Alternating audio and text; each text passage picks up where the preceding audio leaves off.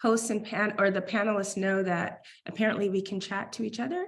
So I might send you a chat if we run long. So maybe keep your eyes there as well when you have time. I think we're expecting, around 100 folks. So going to wait just a little longer while folks trail in here.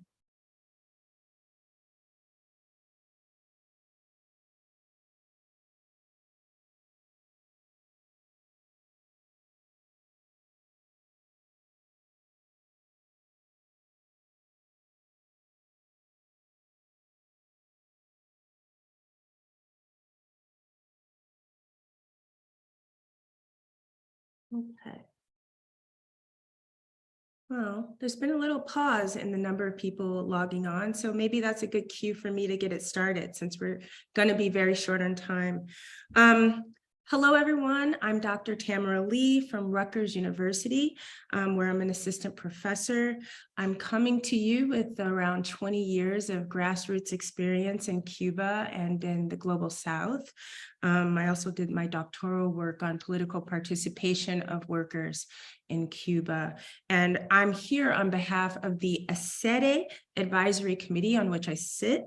And I want to welcome you all to what I believe is going to be a very deep and meaningful, and I hope paradigm shifting discussion that's meant to get at the reality of US policy towards Cuba, particularly in this conversation as it relates to Cuba's inclusion on the state sponsor of terrorism lists, which we will often refer to as SSOT. ACERE, ACERE, ACERE, stands for the Alliance for Cuba Engagement and Respect. It's also a common word in Cuba to say friend. Is a coalition of organizations and informed experts who really look at sanctions and blockades as problematic ways of handling ideological and other conflicts between nation states.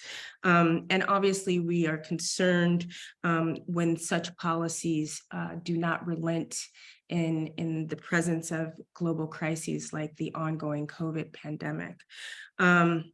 ACERE members are steeped in principles that elevate engagement, political engagement, over isolation and intervention as pathways for diplomacy. So why did ACERE call this conversation? Why are we having this discussion today? I'll give you a brief background and then I'll introduce our panelists and we'll keep it moving. So brief background. Which you will read or you will hear more about in this discussion. But in 2015, the Obama administration conducted what they call a thorough review of whether Cuba continued to fit the criteria for designation on the state sponsors of terrorism list. The administration found that it did not and removed Cuba from that list.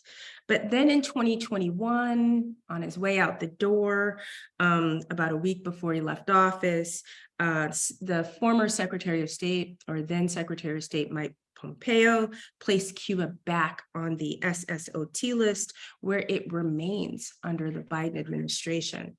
And indeed, the State Department Country Report on Terrorism gives two major reasons for Cuba being on that list currently.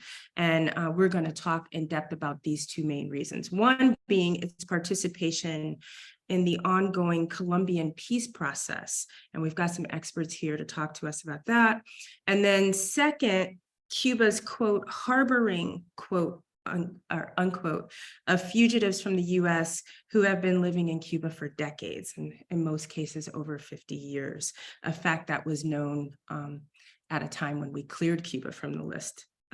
So then in January of this year, over 160 prominent US lawyers nationwide sent an open letter to President Biden opposing Cuba's inclusion on the SSOT list and suggesting that the US reverse course. And currently, as we speak, new bills are being introduced in the House and Senate to make Cuba's inclusion on the list permanent, which, I guess it doesn't matter what the conditions in the future might be, right? Or in the present, which would have devastating effects on US-Cuba policy, not and also, of course, human lives that are attached to US policy towards Cuba. So we have assembled here a panel of some of the most important experts on US-Cuba relations, all of whom have done amazing critical work on the impact of US policy on the Cuban people. And we're going to really try in this discussion to bring Cubans on the island into the narrative. And so we are going to engage them on some pretty big questions, right? One of them is Cuba a state sponsor of terrorism? How can we understand Cuba's placement on and off the list at critical junctures in US policy? And what is the impact of an SSOT designation on Cuba, but also on the United States and also on international trade? And then lastly, we're going to try to think through, should Cuba be taken off the SSOT list? And if so, what are the procedures for us to get that done? So without further ado, let me introduce the panelists one at a time here. We'll start with Jimena Sanchez. Jimena is the director for the Andes at the Washington Office on Latin America. You all know that as WOLA. Among other things, Jimena is an expert on the Colombian peace process, for which Cuba's participation is one of two major claims made by the US about including Cuba on the list. We have Fulton Armstrong, a senior fellow at the American University Center for Latin American and Latino Studies. Fulton holds a depth of professional national security expertise as a former public servant in key US government offices and roles. And we have Robert Muse, a prominent attorney whose firm handles cases involving US sanctions against Cuba, which are impacting international trade and foreign direct investment. He is a well-regarded expert in national security. So some heavy hitters on the line today, and we're going to have time for you all to ask questions directly to the panelists. The way this is going to work in terms of setting an agenda, we're going to intertwine panelist discussion with some video. We thought the video was really important for you to actually, for us to bring Cuban voices into the room while we're talking about this topic. And they are often left out of political discourse. And I think it's really important to humanize the consequences of these policies. We're going to reserve 10 to 15 minutes for Q&A. That's my sole job here, honestly. But what we would like to do is you'll be able to type your questions in the chat. It'll be much more likely that we can get your questions if you kind of hold to the end before you type your question in the chat, but we do have someone watching the chat for your questions. And then we're going to conclude with me also giving some calls to action from ACERE. We think that you're going to hear some things today that are going to make you want to take action, and we'll give you some guides for you to follow. So why don't we start, if I can have tech then cue up our video from our colleagues at Beauty Belly of the Beast, and we'll take a few minutes to watch that video before we get started.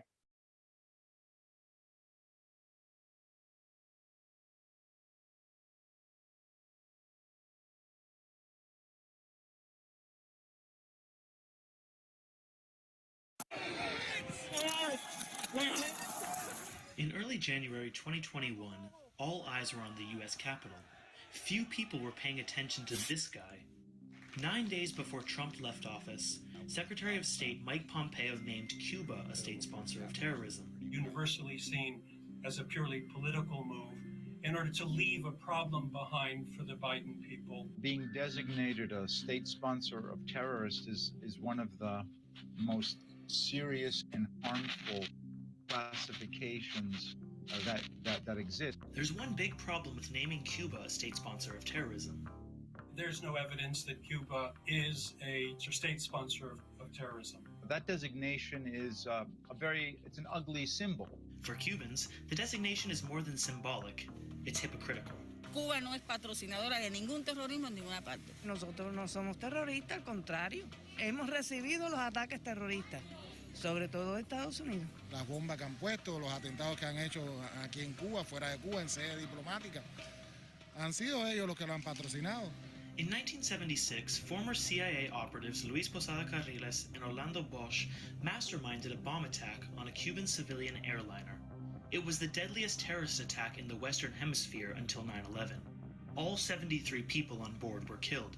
Both men later lived freely in Miami and were never prosecuted for their crime by U.S. authorities. For decades, paramilitary groups planned and carried out terrorist attacks against Cuba from U.S. soil. An Italian tourist was killed from one of 11 bombs placed at hotels in Havana in 1997.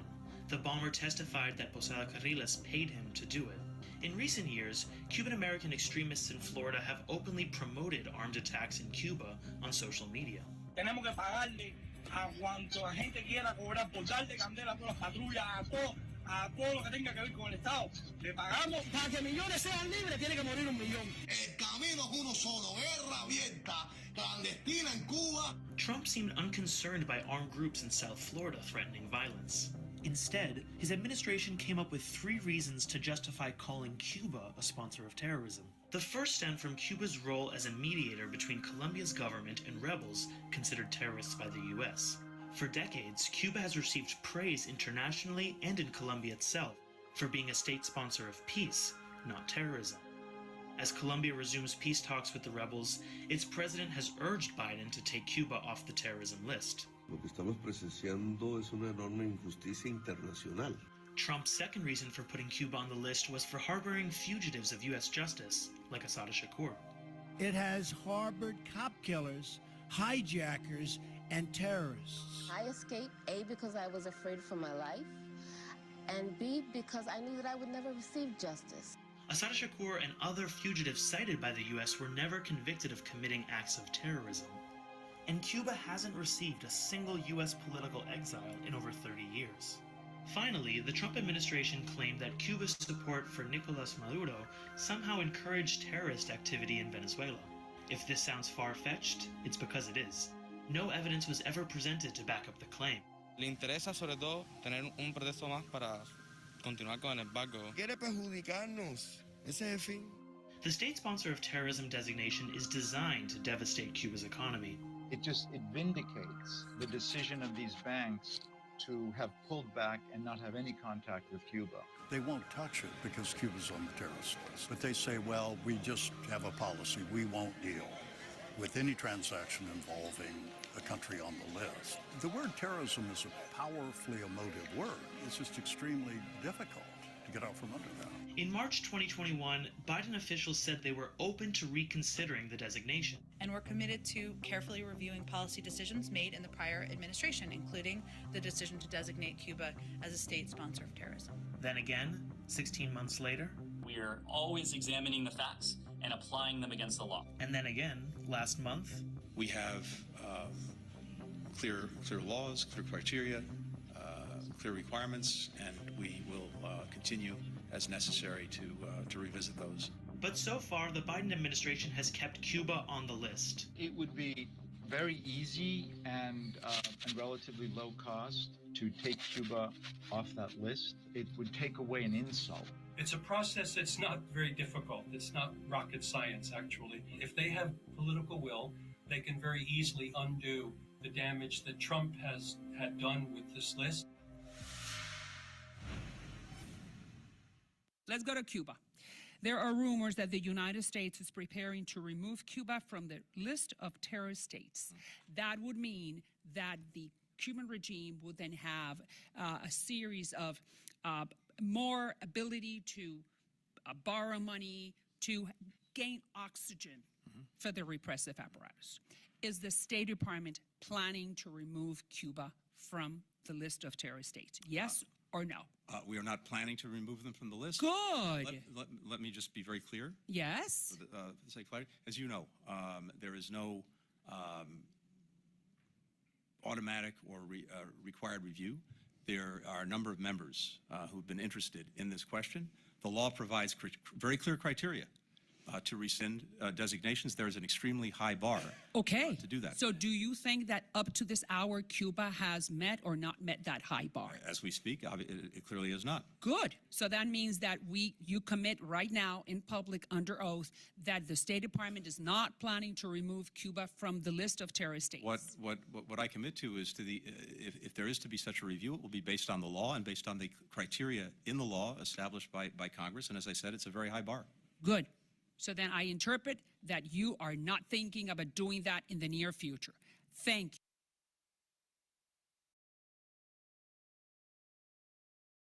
you. Okay. Many thanks to our folks over at Belly of the Beast for putting together that short video to help us understand or set the context, the historical context for discussions about terrorism and why Cuba may or may not be on the SSOT list, which it is currently is. So this is going to be a question for in a little bit different way for each of the panelists. I'm going to start with Jimena. Can you tell us a bit about Cuba's commitment to and participation in the Colombia peace process, which is being used as one of those top reasons to keep Cuba on the SSOT list? Maybe some 4 minutes or so. Sure. Thank you so much, Dr. Lee. Hello, everyone. Thank you for tuning in. I want to recall why the 2016 FARC peace process and the dialogue with the ELN is so important to Colombia. First of all, Colombia has had decades of internal armed conflict, which has led to more than 7 million displaced people, more than 120,000 enforced disappearances, over 300,000 dead, upwards of 100 plus massacres per year, exiles of Colombians in over 25 countries. All of this is completely contrary to U.S. interests if the U.S. wishes to decrease the issue of the drug trade to the United States and improve security. So the significance of peace for Colombia cannot be understated. And this also is an example for the rest of the world. So why was Cuba so important in getting that peace process with the FARC initiated? Because the armed groups in Colombia, whether it be the FARC, the ELN, and others, have always seen the Cuban Revolution as their reason for calling up arms. And so having that very government telling them that it was time to let go of arms and to do politics in a different manner, it was totally essential to have them sit down at the table and stay at the table. So a few things to mention here. Cuba demonstrated more than any other country a long-term commitment to peace in Colombia. They hosted the negotiations, the FARC, for 5 years with a lot of costs involved. They played an important role, not just in convincing the FARC, but also Venezuela, that it was in their interest to support a political solution to Colombian conflict. Cuba always maintained an impartial role throughout those negotiations and never did anything without the consent of the Colombian government. And it did so without demanding anything in return or using their role as leverage to obtain other benefits, not with Colombia and not with the US. So after the negotiations, Cuba stood with its commitment to implement peace, a commitment which has been verbally and financially expressed by the United States. So Cuba hosted the ELN delegation at the direct request of the President Santos at that time. And Cuba, together with Norway, signed a protocol of safe return of the delegation.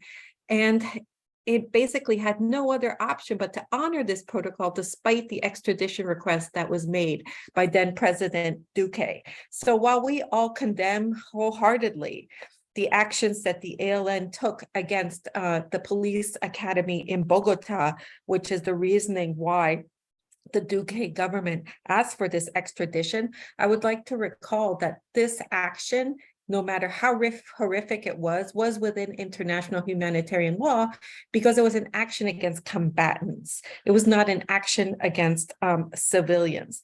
The ELN actually accepted its responsibility But it's important to mention that part of the reason why that action took place was because the Colombian government had been reneging on its will to negotiate and had imposed new conditions and upped military attacks. So the falling apart of the dialogue was really a deliberate effort by the Duque government, driven by ideological reasons, and part of its campaign promises to sabotage peace in Colombia.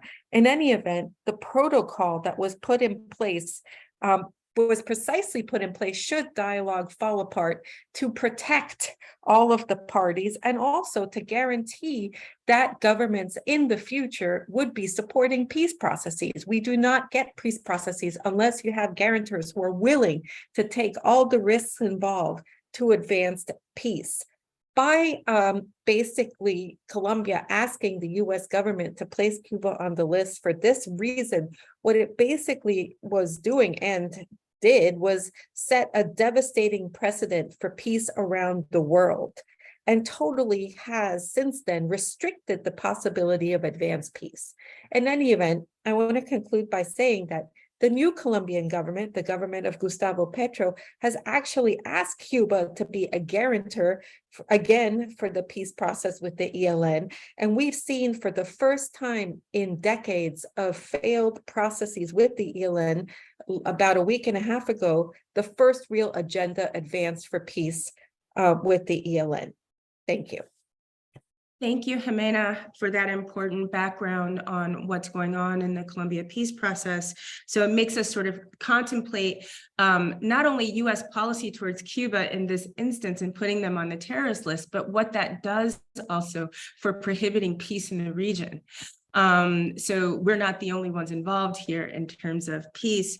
Fulton, I want to bring you into the conversation. Can you help us understand why we're still focused on the US fugitives that have long been in Cuba? We saw Asada in the video, of course, but there are a few others. What's the focus here? And why is it a new focus after Obama's administration wasn't that concerned about it? You want the substantive answer of what the substantive drivers are, or the political answer of what the political drivers are? Thanks very much. The video, the Belly of the Beast video really stole a lot of the thunder of things that I was going to say, but let me just start with this. The repatriation is, we're talking about basically Asata, Joanne Chesimard from the Black Liberation Army back many, many years ago, a guy named William Morales from the Armed Forces of National Liberation, and essentially common criminals who were hijackers and who took airplanes and took a lot of money, etc. Very interestingly, it was during the Obama administration that the FBI, doesn't say how high up the chain the decision went, the FBI redesignated Chesimard as the most wanted terrorist on the terrorist list, as she was the first woman to be put on that list. The no reasons were given, and no reasons are easy to find in research.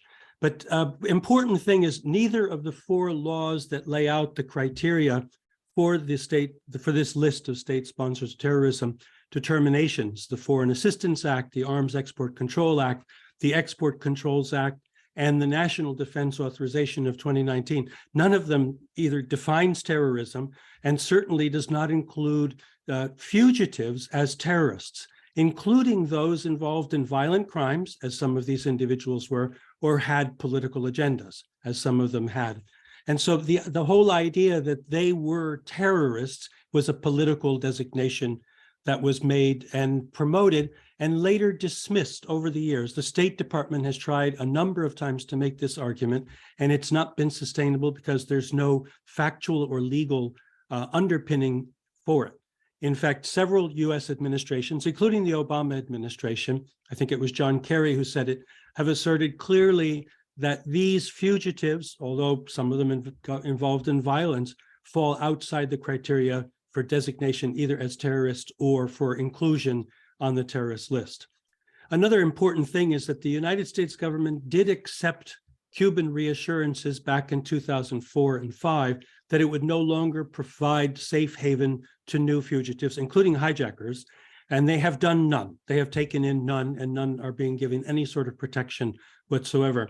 And there are people who are experts, maybe Bob is following this more closely since he knows the law, that we've had some hijacked aircraft flown into the United States and later given political asylum to the people who flew those aircraft out, and that therefore we're in a little bit of a contradiction here on what our real objectives are. Another important thing to note is that Cuba over the years has expressed interest in swaps. You saw in the video the portrayals of Luis Posada Carriles and Orlando Bosch, who were involved not just in the explosion that killed all the people on the jet airplane, but were involved in other plots that were actually international terrorism plots. Posada Carriles, according to fairly credible evidence, was behind the hotel bombings that took place in the late 1990s in Havana as well. But the US government has never taken legal action against them for those sorts of offenses. And we rejected the swaps as well. Posada Carriles was put on trial for lying about certain things in his immigration documentation, but the Department of Justice would not touch the terrorism charges. It was good. The video mentioned also that Pompeo was alleging, not necessarily in his public statement at the time, but in previous public statements, that Cuban support for Nicolás Maduro, President Maduro in Venezuela, was also facilitating terrorism because it created a permissive environment for international terrorists to live and thrive within Venezuela. Apparently, the secretary didn't know that and he presented no evidence, didn't know that guerrillas and suspicious types have been living in those border areas for many decades, including decades before the arrival of Hugo Chavez and Nicolás Maduro. To be very honest, and then I'll wrap up quickly, we've moved the goalposts on these terrorism designations over the years. In the 1980s, we were also engaged in supporting irregular forces. There were pretty good reasons for us to put Cuba on the list back then, but those have completely evaporated by 1990, 1992. And since the 90s, Cuba's been a pretty doggone reliable partner in counter-narcotics and in counterterrorism.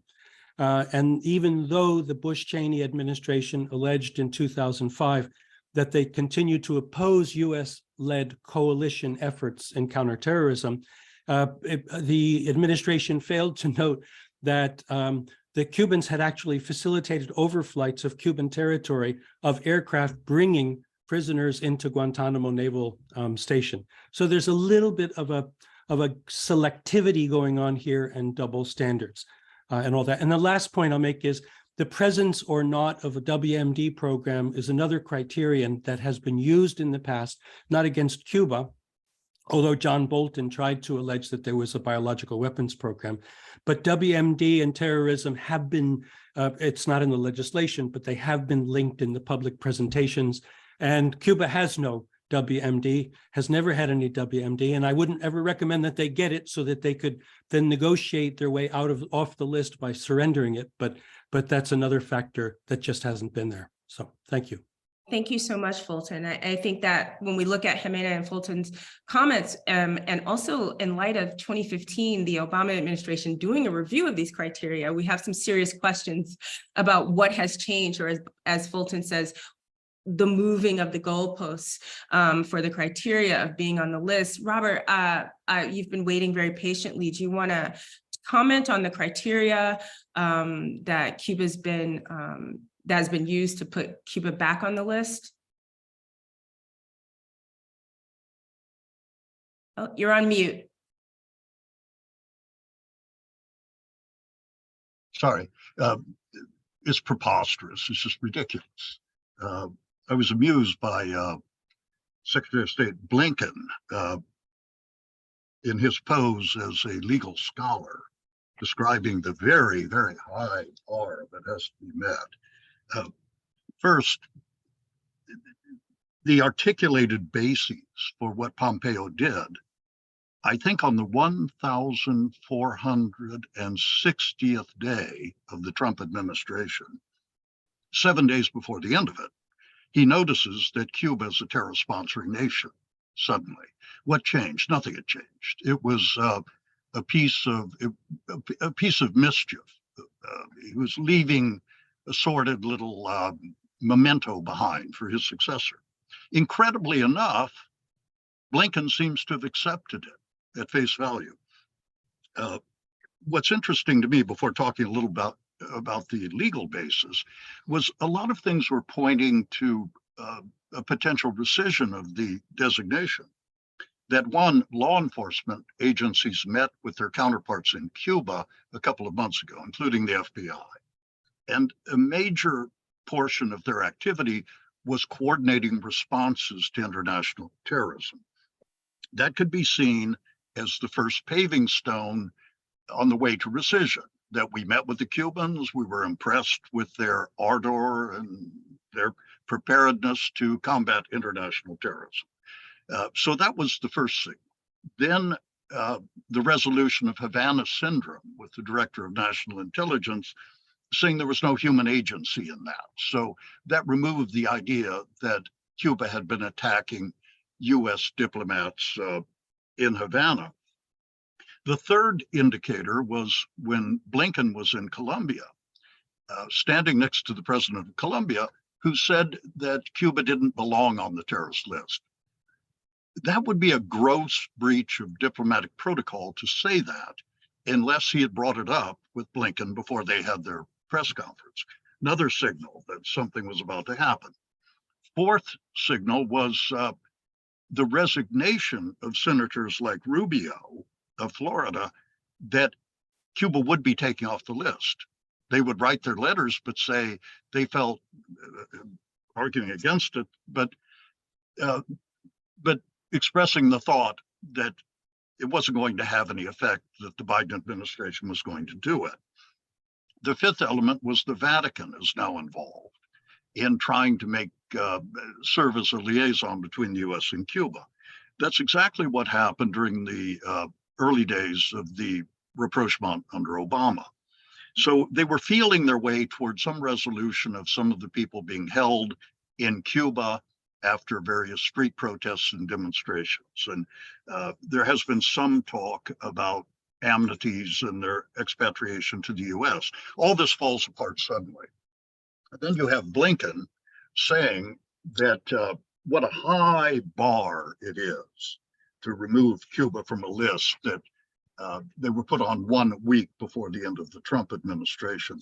All that's required is 45 days notice. This is what John Kerry had done back in 2015 and taking Cuba off the list. Notify a couple of congressional committees that 45 days before a rescission takes place, notifying them of the proposed rescission and making 2 certifications. The government concerned has not provided any support for international terrorism during the preceding 6-month period. Second, the government concerned has provided assurances it will not support acts of international terrorism in the future. Okay. That's it. That's all that's required. Okay. So am I out of time here?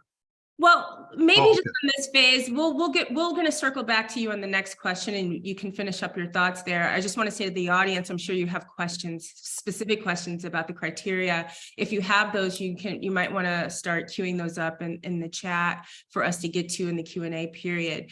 But now, so we're making the suggestion that the criteria that maybe Cuba should not be on this list, right? I think it's very clear that we're making that as an argument.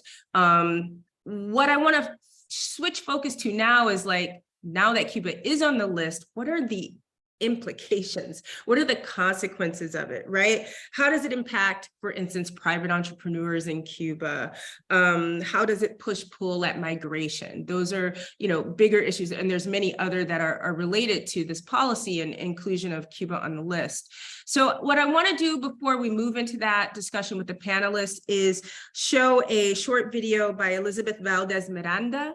She is a professor from the University of Havana Law School, and she's going to reinsert the Cuban narrative in this question about impact of this policy decision. So can I have tech please pull up that video? Thanks.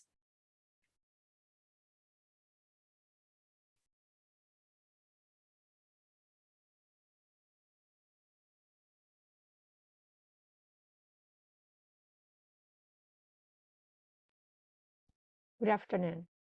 First, let me take just The second, to thank the Alliance for Cuba engagement and respect for giving me the opportunity to share just some ideas with you today.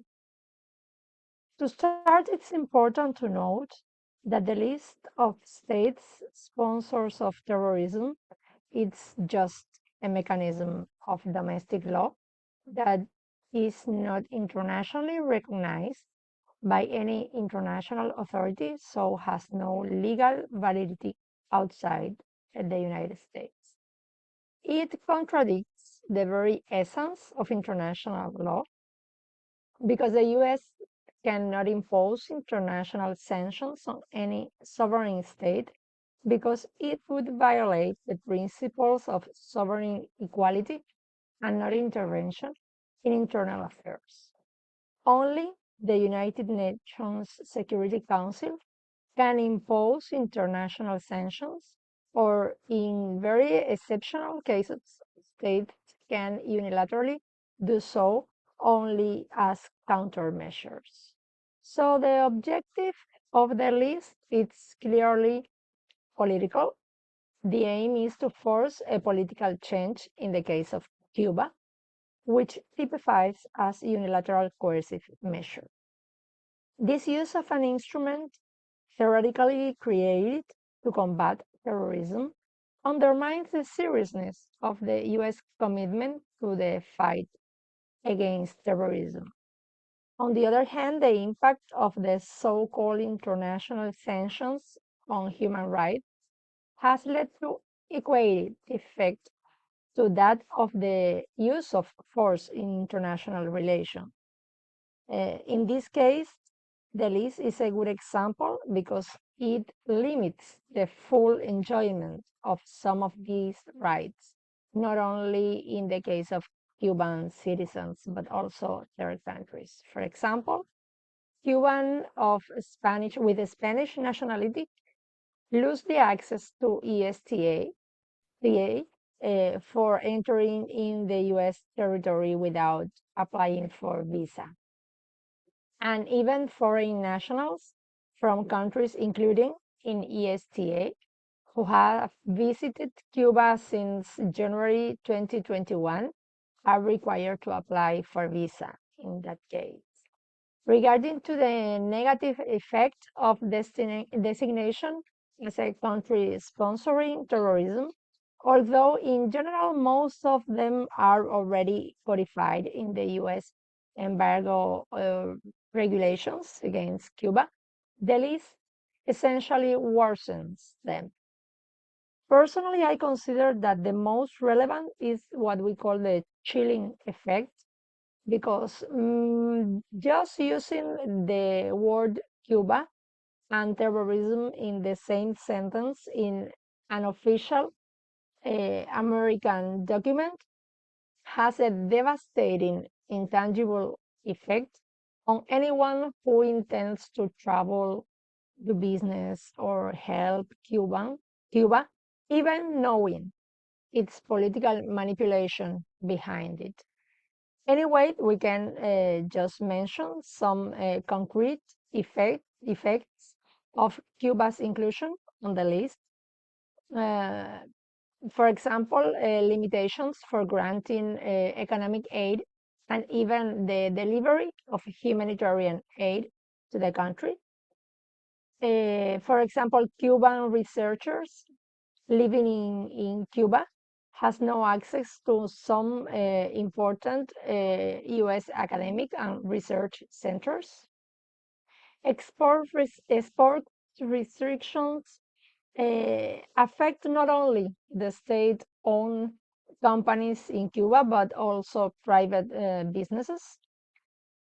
The designation of Cuba as a sponsor of terrorism also allows US entities to open legal procedures against Cuba under anti-terrorism laws in that country. In my opinion, the most severe restrictions are in the financial area.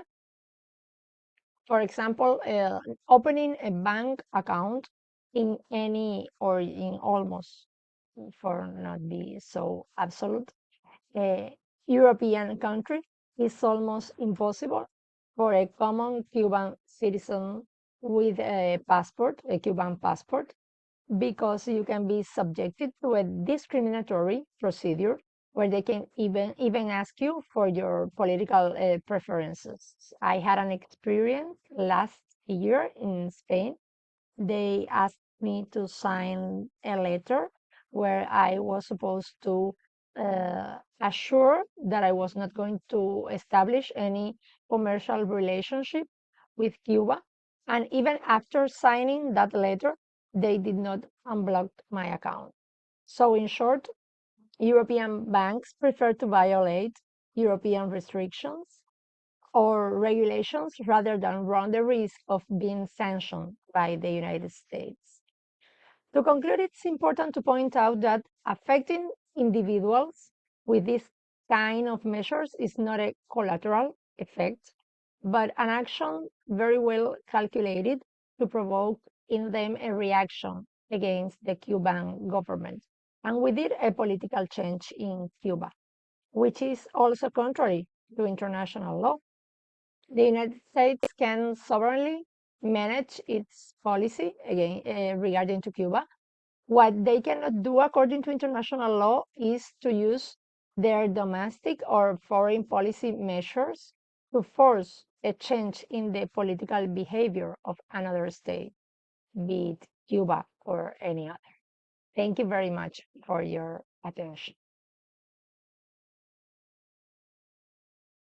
Okay, so Profe Valdez Miranda has laid out a lot of consequences.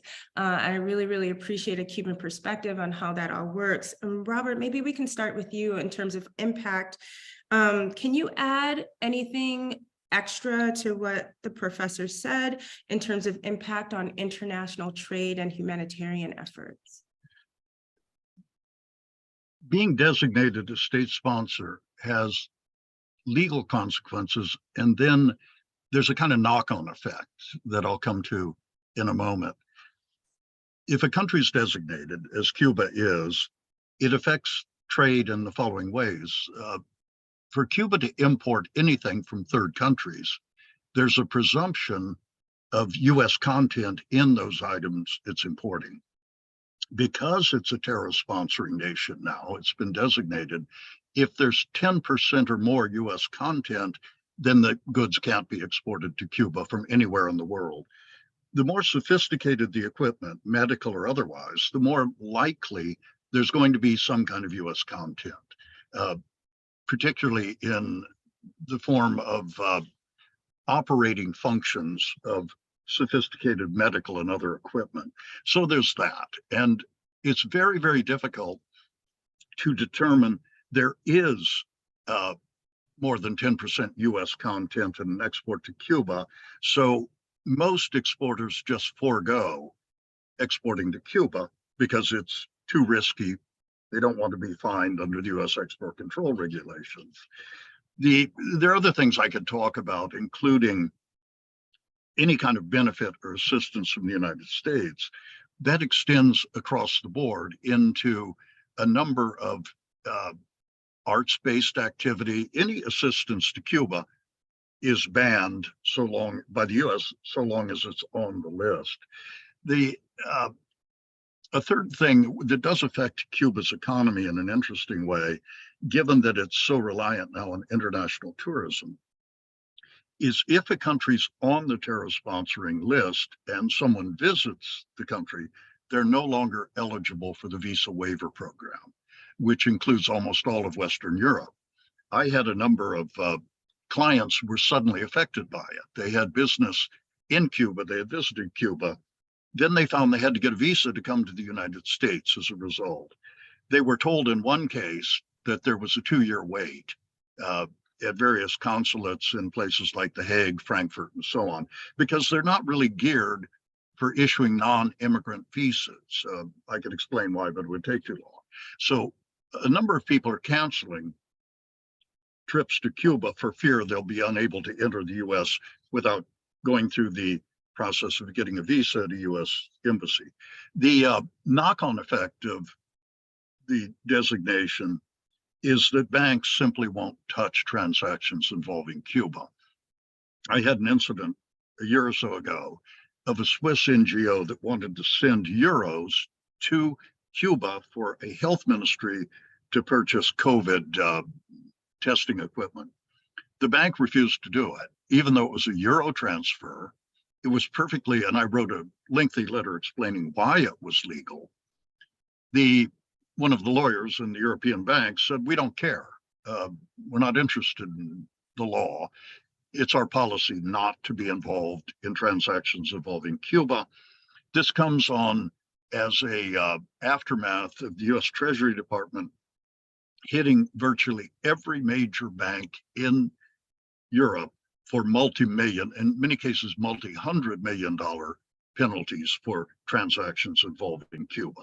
So there's a general protocol across banks that they won't engage in transactions involving Cuba. That has direct effect on Cuba's emerging private sector. Funds transfers into Cuba are extremely difficult. Only very recently have they reopened remittance channels, but that's very limited. So attempts to provide working capital for the new businesses in Cuba is directly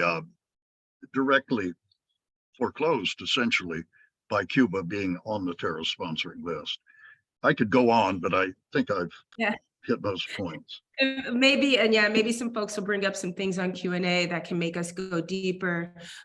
Fulton and Jimena, we have very little time here, but I do want to hear your thoughts. Fulton, especially so what does it do if we put Cuba on the list under some questionable criteria? What does that do to the US ability to fight terrorism and the legitimacy of the SSOT list to include Cuba? You're muted. You're still muted.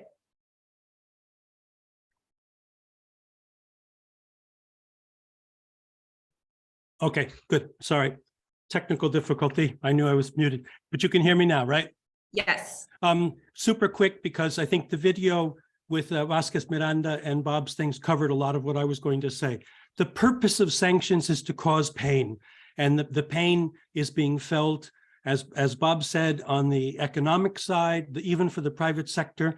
This has been wholly counterproductive to what the stated US policy interests are. The stated US policy interests are to create space for Cuban change. And the private sector offered a great deal of hope. About 1 in 4, maybe some people would say 1 in 5, but 1 in 4 gainfully employed people in Cuba work in the private sector now.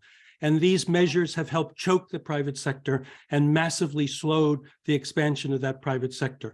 It's also been a huge political problem and even a psychological problem on the island, because what it's done is it's strengthened the view of which, frankly, President Raul Castro had begun to abandon with normalization, that the United States was responsible for all the country's problems.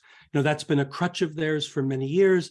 And with normalization, that crutch was getting weaker, but we have now re-strengthened the crutch. Blame the Yankee and therefore the hard right in Havana have really been using these sorts of new sanctions in order to move forward their go slow sorts of approaches.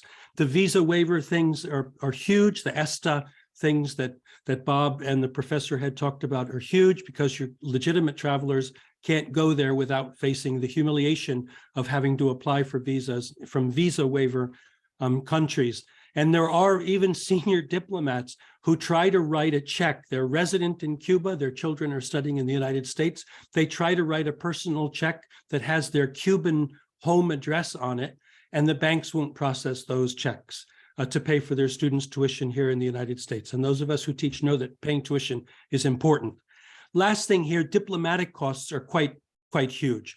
The whole world has known that this designation on the terrorist list has been a political enterprise in the United States. It's a politicized process, not fact or intelligence-based sort of thing. In Latin America, it's been especially harmful. And you do know that Latin American unity, which is rare, unity when they confronted President Barack Obama at the Cartagena summit in 2012 was a major factor in his decision to say, why are we still doing this stupid policy and stuff? And so I think in the case of Latin America, it's been costing us that we continue to do this sanctions-based approach for regime change in a country, and they don't support it, they don't like it. So it's costing the United States, counterproductive from US national interest all the way around.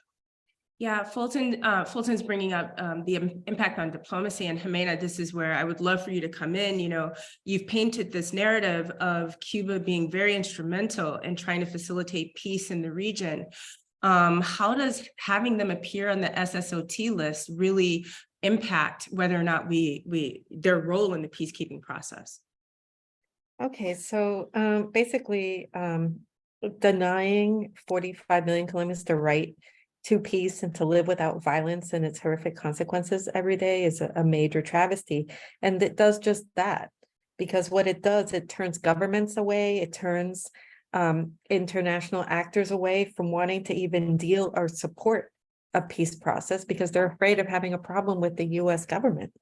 It is really the only way that you can address the illegal armed groups is through these peace negotiations.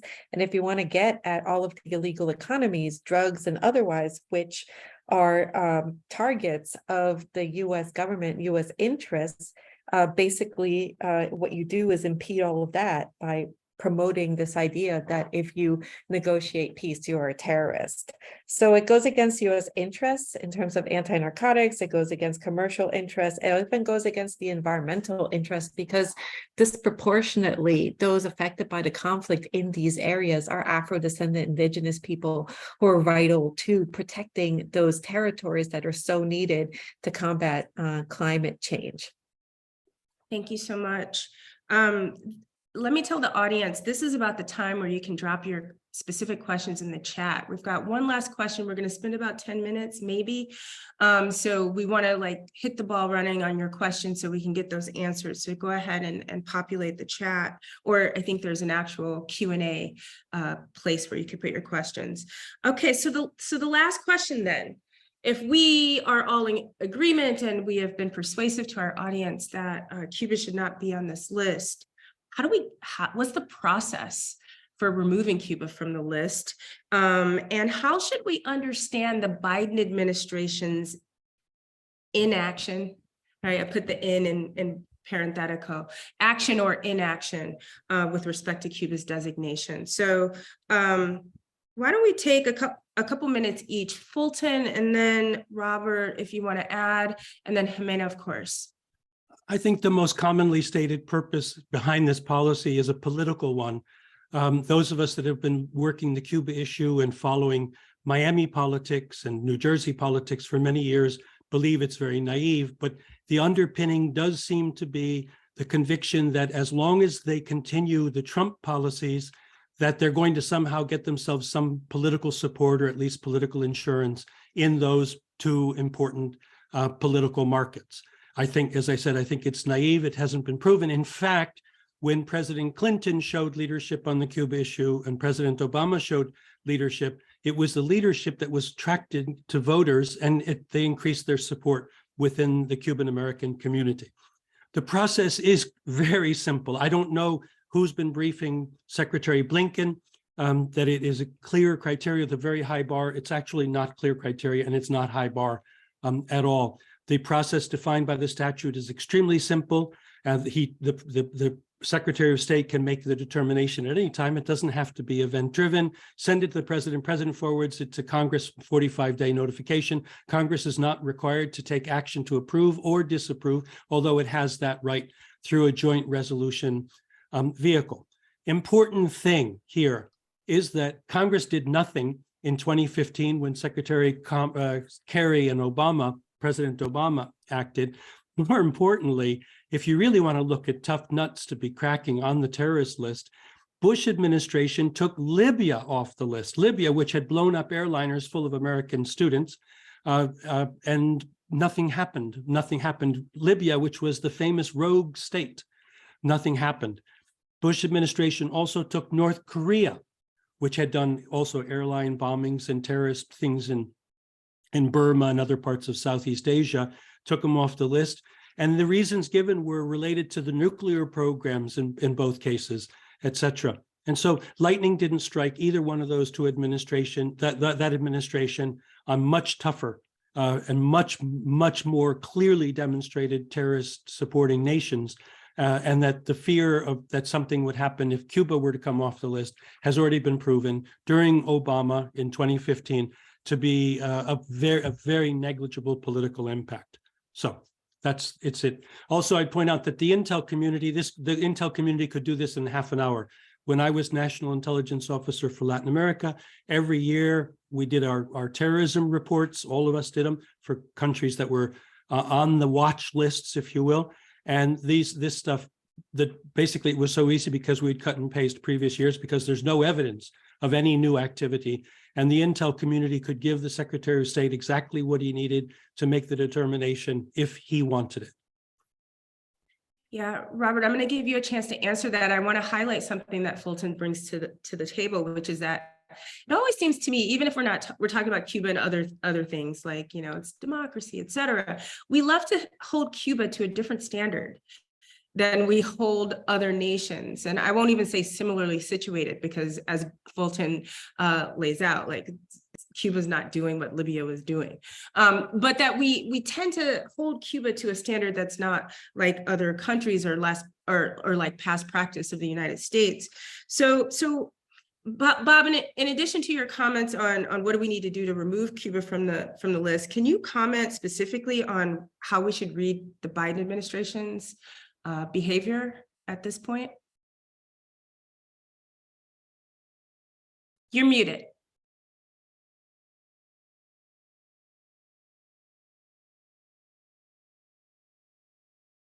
I began by implying my mystification as to what's going on here. It doesn't make any sense. For years, you say the disparate treatment of Cuba. That was explained by the electoral importance of Florida in presidential elections. It was considered a must-win state and a jump ball every election cycle. That's simply no longer true. There's no possibility of a Democrat candidate winning Florida in the 2024 election. No political pro would ever tell you otherwise. It would be as unlikely, as impossible as a Republican winning the state of California at this point. We could corroborate that with figures from the elections last year in Florida. So that's not it anymore. I don't get it. Some of it is the pacification of Senator Menendez. I mean, it's a very closely divided Senate, but that doesn't wholly explain it either. I just don't know what it is anymore. And you might almost forget that Joe Biden was Barack Obama's vice president during the normalization of relations with Cuba. Does he remember any of that? So what is it? It's not as if Cuba has something I omitted to say. I rather jumped ahead. The designation of Cuba is legally infirm. To designate a country, they have to have provided repeated support for international terrorism. Whatever one thinks of the fugitives in Cuba, their acts, violent acts, were not international in character as defined by statute. So it's a legally infirm designation. I'll just end with a question to all listeners. Why? Particularly as it looked as if the Biden administration was moving to a sensible delisting of Cuba. What happened? I'd like to know. Okay. Jimena, we have maybe 1 minute before we move into Q&A. If you have any remarks here. Nope, nothing to add. Just want to reemphasize that the Colombian government itself wants Cuba to be off the list. So I think that should be the strongest argument. Okay, thank you. So thank you all to the three panelists. And thank you all for submitting questions. I've been given a curated list of questions to be answered. I'm going to read them in the order they were given to me. So I have not made any decisions on my own here. And I will open it up to any panelist who wants to respond to them. Okay, so the first one is, Is it is withdrawn? Let me start over. Is it generally accepted now that Castro did support the FALN, Puerto Rican separatists, in their series bombings within the US in the 70s and 80s, which resulted in deaths of innocent bystanders? What is the status of the international financial criminal Robert Vesco in Cuba today? If anyone has information on Robert Vesco. If we had information on Robert Vesco, we could provide it to somebody. No one knows where Robert Vesco is or has been. Sorry, didn't Vesco die? Yeah. Yeah. But we still don't know where he went after that. So. Okay. And yes, the Puerto Ricans, that you have to be careful with the word support. Whether yes, there was at least a lot of political interaction between Cubans and the FALN. I don't know if it extended into the 80s. That's a historic fact that I'm not fully aware of. But yes, but all of that stuff has stopped many, many years ago. Okay. This one is an interesting take. So folks have asked for us to say more about the people who want to keep Cuba on the list. So can we say more about the political reasons for keeping Cuba in the list, and how do we address that? I would presume this means addressing it to get movement or opposing it, but perhaps not. So people are saying Cuba should be on the list. I guess I could point to Ms. Salazar in the opening video. What are they standing on? What are their political reasons, and how do we respond to those? I'll be very brief. The political reasons are quite obvious, that they have a policy agenda that they believe is pursued by this. There is some analysis that could be done, and whether, as Cuba does begin incremental change, evolutionary change, as we see with the emergence of the private sector and stuff, that it becomes clear that there are certain people who don't want evolutionary change. They want basically massive change, what we call regime collapse. And I can't speak for them. They don't articulate exactly what they're thinking, but the model would seem to be that you do regime collapse, and from that, the ashes of the collapsed regime will come out a pro-US, pro-Miami, pro-democracy in American terms, government and stuff. As for inside, I think part of the problem here is we haven't protected our bureaucracy well enough from the people who can do harm to their careers if they begin advocating for policy change on an issue like Cuba.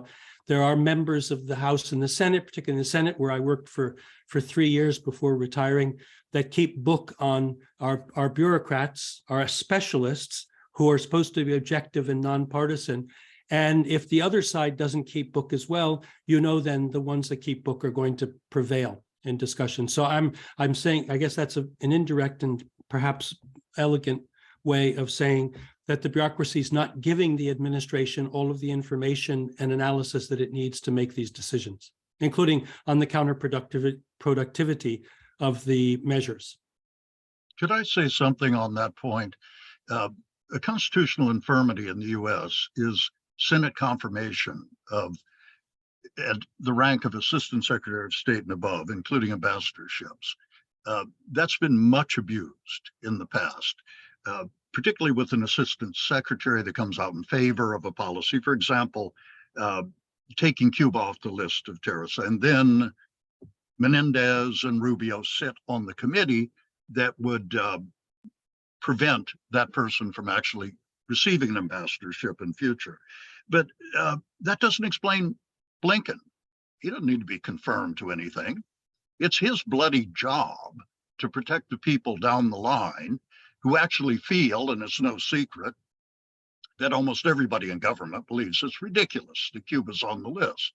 Where's his leadership? He's Secretary of State. He has nothing to fear from those senators.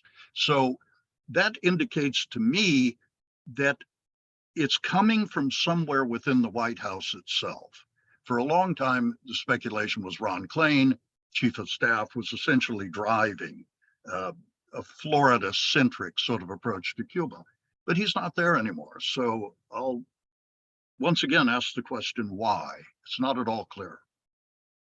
I'm going to add a little to this, and then we'll give Jimena the first bite at this deeper version. The next question kind of adds on, and it says, I just listened to the House Foreign Affairs Committee markup, and we're going to talk a little bit about that, right? And the Republicans were leaning heavily on, quote, potential reopening of the Lourdes surveillance station, unquote, and the idea that Cuba, quote, could be used by China and or Russia to spy on the US, close quote, as a major pretext for keeping Cuba on the SSOT list. And they would love to have comments. So this is kind of in the same vein of the previous question. What are these folks who want to keep Cuba on want? So now we're actually getting people on the floor in committee talking about this. And Jimena, what do you think about this idea that, Cuba could be in the future, or some, vague projection that they could be working with the Russians and China? I think the more you isolate a country, the more you make them a pariah, more likely they're going to do things of that nature. So I actually think that it sounds like a complete counterproductive approach. Yeah, I mean, I'm not an expert on Cuba, but my understanding is that most of this is just politically motivated and political interests. And it's not fair to do that. And it's also not fair to hold other countries hostage because of a political interest. Yeah. I'll just add a little bit to that. It would be really truly stretching the legislation and logic to say that because somebody's running a group of antennas out of a building somewhere near the Jose Marti International Airport, that's support for terrorism. But that said, the intel part of this is interesting. I think Jimena said it brilliantly, and that is we're pushing the Cubans away from Western Europeans over whom we have this leverage into the arms of Russians and Chinese. And the quid pro quo that the Chinese or the Russians could logically request in return is access to Lourdes. Very important historical fact. With the collapse of the Soviet Union, we actually gave a wink and a nod and told the Russians, you can keep Lourdes because we know it's important for your monitoring of our START and SALT obligations, because that's all it's basically good for. It's not really good for cell and stuff like that. It's good for these strategic sorts of things and stuff. And so it's not highly offensive to the United States government to have somebody using that intel collection site for those purposes. Could I make one comment? When the Biden administration decouples the designation of Cuba from the statute that authorizes that designation, then anything is fair game. It's Blinken's fault that he goes before Congress and says it's a very high standard and so on. Repeated support for international terrorism. Now it's say anything you want, that maybe China will have some influence in Cuba. It's now decoupled from the operative language of the statute. And I wouldn't be surprised to hear 50 such pretextual bases for keeping them on the list in future. The Biden administration is going to reap what it's sown here. Yeah, we have just a few minutes remaining before we close it out. I want to end on this question, and I apologize to anybody whose question I didn't get to.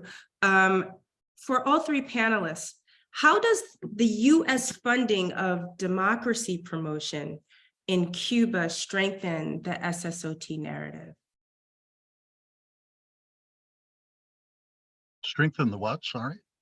The narrative to keep Cuba on the terrorist list. How does that work in conjunction with this idea that the U.S. is fostering democracy promotion in the U.S.? And how did the fact that we support to the tune of $25 million a year people to go out and protest the government in Cuba, that then supports that I don't understand the logic. Well, the democracy promotion is in scare quotes. Right. I will say that for the question. So let me reread it the way that they've written it. How does the U.S. funding of, quote, democracy promotion, close quote, in Cuba strengthen the SSOT narrative? So it seems as though the question asker also questions whether or not the U.S. is really in the business of democracy promotion, right, as defined internationally. It might be though, within the bureaucracy, people who are trying to rationalize these programs which cost a lot of money, in addition to the $27 million a year for radio and TV Marti, that they would say, moreover, we need to do these, they internally, they call them regime change programs, at least during previous administrations. We need to do these Section 109, the technical name for them, programs, because it's on the terrorist list, but not that supporting the programs would somehow support the narrative of terrorist list. It's the other way around. I think that's it. Okay.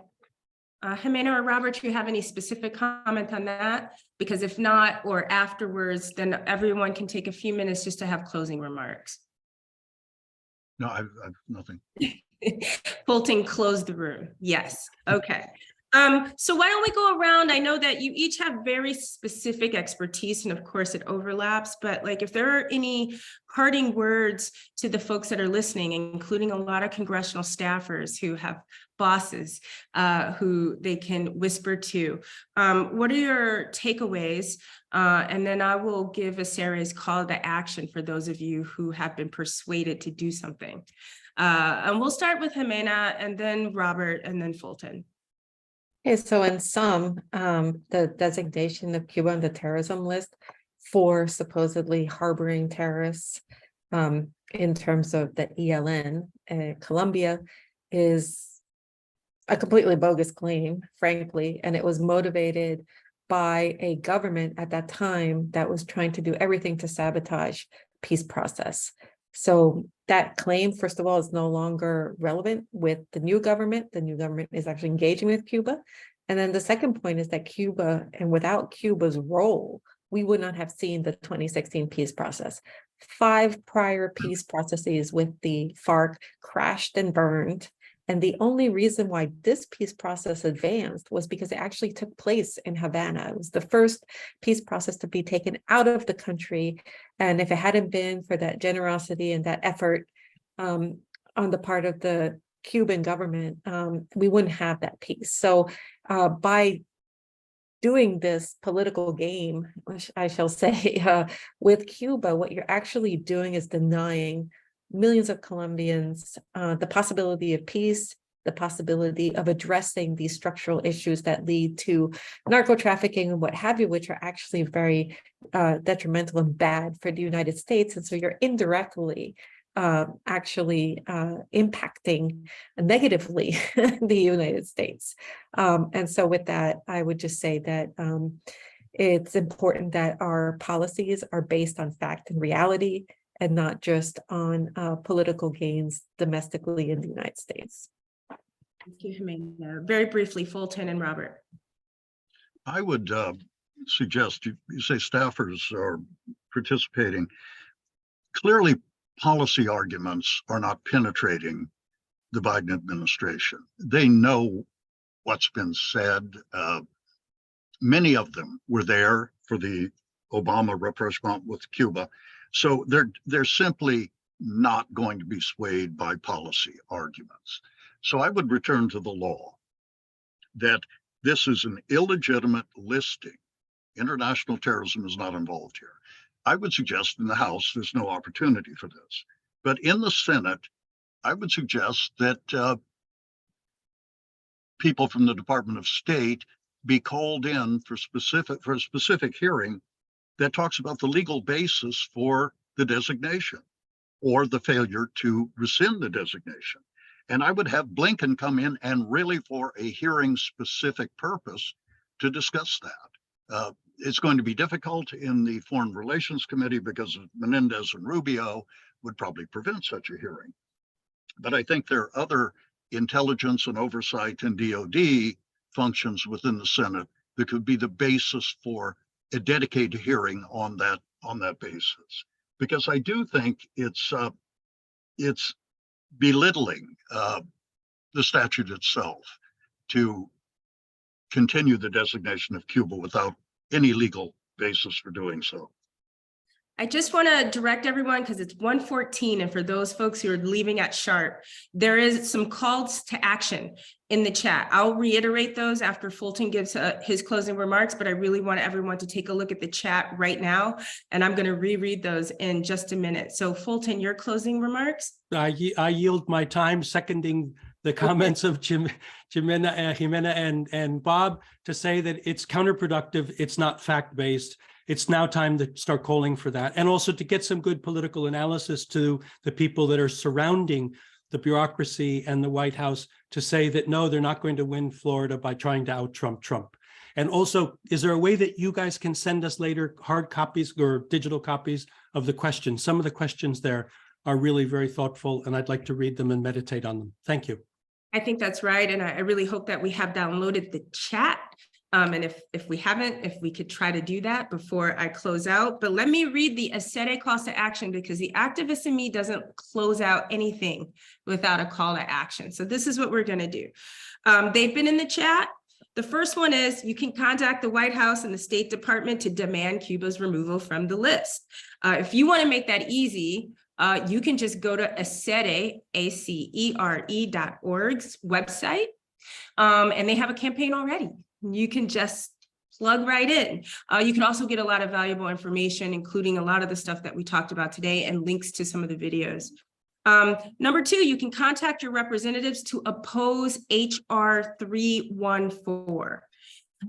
It also has a senatorial equivalent that's going to be sponsored by Senator Rubio, but there's no number yet assigned in the Senate. So it's HR 314. This is a negative legislation. We would love for you to call your reps to oppose that. Support S653 has been introduced by Senators Klobuchar, Moran, Marshall, Warren, and Murphy. And then lastly, urge your bosses, congressional staffers, to contact ACERE, because you know what ACERE can do? Can arrange a congressional delegation to Cuba and introduce you to some folks that you need to listen to in terms of informing your policy decisions. You can also contact ACERE for a Cuba 101. Our knowledge about Cuba goes very, very deep, and we can plug into the folks that are on this panel, but it is many, many organizations and many individuals who have done work for decades in Cuba and really have their fingers on the pulse of what's going on the island, not theoretically and how we like to paint Cuba, but through the words of Cubans themselves. How do they process and make blame attribution and all of this stuff? Okay, so with that said, I'm only 2 minutes over, but I want to thank everyone for their support and engagement and patience. Thanks for the tech team who really kept us moving, and forever thanks to the panelists for all the work that they're doing on US-Cuba policy. Thanks, everyone. And thanks very much, everyone. Joe.